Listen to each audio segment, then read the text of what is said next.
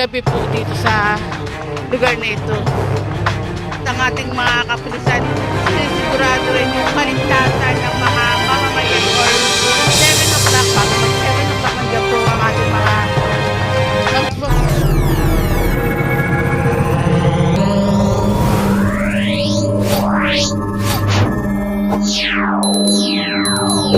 Hello mga kabungus news, good morning and welcome back again to another vlog. Ito po si Busilak's Diary, hatid ang mukha ng balita. 5:26 AM tayo mga kabungus news, at ito po ang sitwasyon ngayon dito sa may Divisoria Recto. Ito po ang ating mga vendor sa gabi na ito nga po na nagliligpit na ng kanilang mga paninda, and later flashing naman po ang kasunod niyan. At salamat din po sa ating mga naglilinis din sa araw-araw po dito, DPS, Lionel, at yung mga kapulisan ng Dagupan Outpost, MPD2. Kaya malinis po kapag good morning sir. Isa rin po ba kayo sa naglilwawales? Ano po? Namamahagi ng? Papagay ng mga ayong. Ay, talaga. Nag-ano ng mga payong. Nagpapahagi. Papagay lang. Nagpapargila. Nagpaparent. Salamat, sir. Opo, salamat, sir. Ayan, mga kapag si sir pa yung nagpapargila ng mga payong. At lakad tayo. Ito po yung sitwasyon ngayon dito, pero maya-maya malinis na po etong lugar na to. Parang pansin ko umulan siguro kasi basa. Tsaka yung hangin, ang sarap pa. Wala pa yung init. Siyempre madaling araw pa lang siguro kasi. At lakad tayo mga kabungis. Nakaran natin itong kahabaan ng recto. At ang ating mga kapulisan, mga kabungis, madaling araw pa lang siguro mga 3 AM or 4. Nag-aayos na nga rin po dito para sabihan yung mga vendor na oras na rin po para magligpit. Nagpapaalala nga rin po sa ating mga vendor. Both side. Recto, then Binondo side.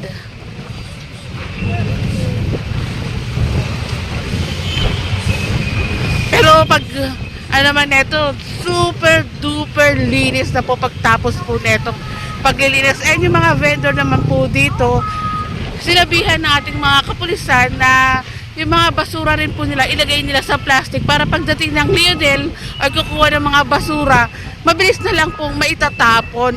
Yung unlike before na basta kayo na lang po mag-comment. Pero napakalaki na po talaga ng pinagbago nitong Divisoria. Ito pong Divisoria, commercial area po ito, kaya may mga vendor tayo dito. At pinapayagan lang naman po sila kapag gabi po dito sa lugar na ito. Yung mga nagtitinda sa umaga dito bumibili kasi alam niyo naman po ang Divisoria ay napakamurang bilihan. Ito wala ng mga vendor, nakapagligpit na nga rin po dito sa may anong side na ba to? Ilaya side. Tapos yung mga kapulisan natin na naglilibot na nga rin po para magpaalala. Then later darating naman po ang ating DPS1 para nga po masigurado na malinis na nga po, at kaya kung may obstruction sa isang lugar, papalahalahanan or i-clearing po.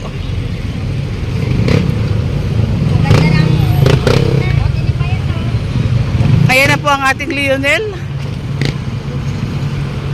At mula doon, kanina pa, doon sa may Tutuban side, naglilinis ang ating mga DPS. Yan, malapit na yung Pasko mga kabungus. Grabe, October na, napakabilis ng araw. Eto, niloloader na para mabilis nga rin po. Ayan din yung ating mga DPS. Nakakalat para maglinis, tulong-tulong maglinis.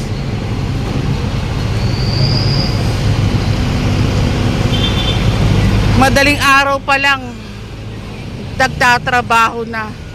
Pagtapos tanghali, gabi, walang pahinga ang ating mga kawani ng lungsod ng Maynila. At ang ating mga kapulisan, sinisigurado rin yung kaligtasan ng mga mamamayan dito sa Maynila. Parang ang pansin ko nga rin po dito sa Divisoria. Dati, para sa akin ha, nung bata pa ako, usong-uso yung mga magnanakaw. Yung naupo si Yorme Isko Moreno, naging maayos po etong, at Mayora Doc Hanil ako, na naging maayos po etong Maynila. Yung mga magnanakaw sa tingin ko, wala na nga rin po, or hindi na ganun katalamak. Dahil sa luwag netong Divisoria dati, super duper sigip, kaya siguro ang dami nga rin pong mga magnanakaw ng mga panahon na iniisip ko. Then, ayan nga rin po, may railings naman itong side na to para sa mga maglilinis nga rin po at para sa mga sasakyan na daraan. Giveaway para sa sasakyan, para sa mga tao at para sa mga naglilinis nga rin po dito. Kanya-kanya ng ligpitan. No idea lang kung umulan na. Kasi ang sarap ng hangin, parang umulan eh. At proceed na rin po tayo dito. At ang ating mga masisipag na DPS. Saludo po sa inyo sa araw-araw nyong trabaho. Parang wala yung salitang pagod dito sa ating mga DPS. Eto, nililinis na rin po yung kabilang side. Ayan si ma'am, good morning po. Ayan, good morning sa ating mga DPS. Parang hindi nila alam yung salitang pagod sa kanila talaga. Sa araw-araw. Dahil mula umaga, madaling araw, trabaho, tanghali, tuloy-tuloy at tulong-tulong. At importante nga rin po, naka-smile talaga rin sila sa kanilang trabaho. Hindi yung masaya sa trabaho, I mean. At dito naman tayo sa kabilang side. Ito, malinis na nga rin po dito sa side na ito.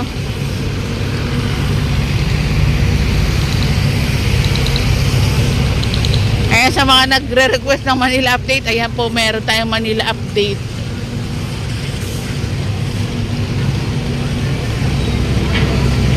At sana maganda yung camera ko, hindi gumagalaw. Ito, malinis na nga rin po. Etong side na ito. Ayan. Lakad pa tayo. Carmen Planas, kung hindi ako nagkakamali. At ang ating mga vendor naman po ay nasunod. Siguro mga 4 na taon na nga rin po ito na ginagawa, kung hindi ako nagkakamali. Although ginagawa naman nun, 4 na taon na kasi ako, kaya 4 na taon ko lang nasabi. Hindi ako aware ng mga panahon na yun. Ngayon na lang naging vlogger. Pero parang hindi din. Oops.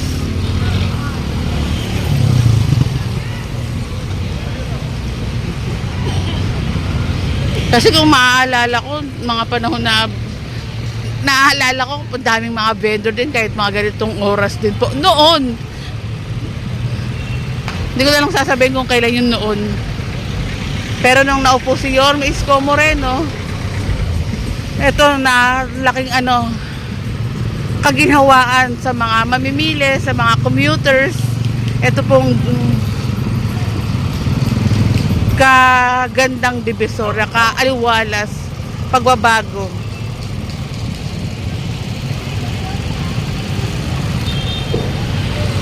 And maya-maya naman mga kabungis, lahat po yan wala na nga rin po. Mga nagsiligpitan na nga rin po. Dahil maya-maya, siguro mga 6:30 or 7 o'clock, bago mag 7 o'clock nandiyan po ang ating mga mag-flashing naman po dito sa lugar na ito. Flashing naman po yung kasunod. Eto, doon sa side na yun, malinis na nga rin po. Ang lakas ng hangin, parang uulan. And naalala ko pala, shout out din kay Ma'am Pat na nagpakain sa ating mga DPS dati. And hello to the Lorna. Oh! Hindi ko napansin yun. Ayun ang kahalagahan ng bangketa. Muntikan na tayo doon.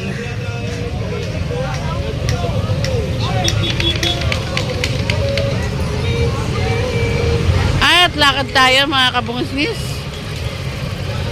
Sayang yung mga tinda ng mga vendor na gulay na hindi nauubos. So, kaya sana tangkilikin nyo rin po yung mga paninda ng ating mga vendor dito sa Divisoria. Dahil napakamura po ng mga paninda po dito kung ikukumpara mo sa iba. Pwede ka pang tumawad.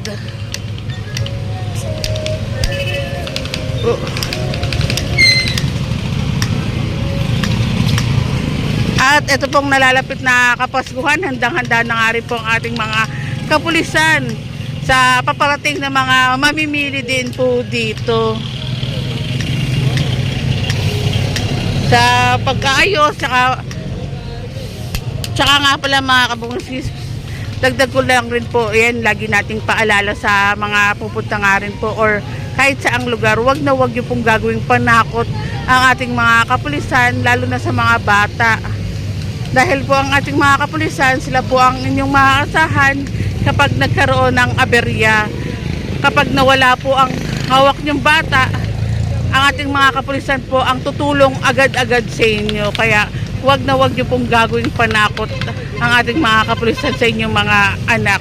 Paano na lang kung kasama niyo yung anak niyo, tapos merong nakitang pulis, hindi makalapit yung bata dahil nga po natatakot. Kaya sana wag niyo pong gawing panakot.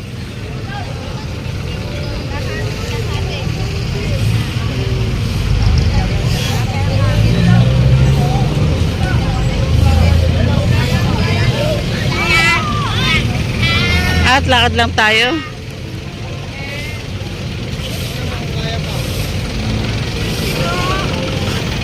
Malinis na rin po pala dito sa side na to. Ganyan kalinis. At iba-flashing yan may maya-maya. Mas malinis pa yan. Baho. Ang baho nung ano. Mas malinis pa yan. Wala naman akong pang-amoy. Parang pumasok lang sa katawan ko yung ano. Basta. Eto maya-maya malinis na yan. Mga kabukos. Kung nakita nyo malinis na, maya-maya mas malinis pa yan. Maya-maya. At wala na rin po maya-maya mga vendor po dito sa Center Island. Grabe no, sisipag ng ating mga DPS. Sobrang sipag talaga. Ako nga, hirap pa akong gumising. Good morning, sir. Hirap pa akong gumising ng madaling araw. Sila, 3 o'clock, nag-i-start kayo. Oras kayo nag-i-start, 3 o'clock po. 3 o'clock, nag-i-start na linis nga rin po dito. Oops.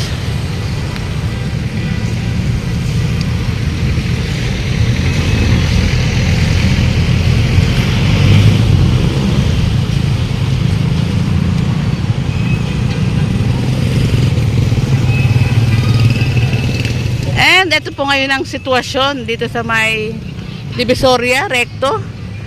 Maraming salamat mga kabungis sa pagsama nyo palagi sa araw-araw kay Busilak's Diary. Ingat po kayo palagi and God bless us all. Merry Christmas everyone! Lapit na, grabe.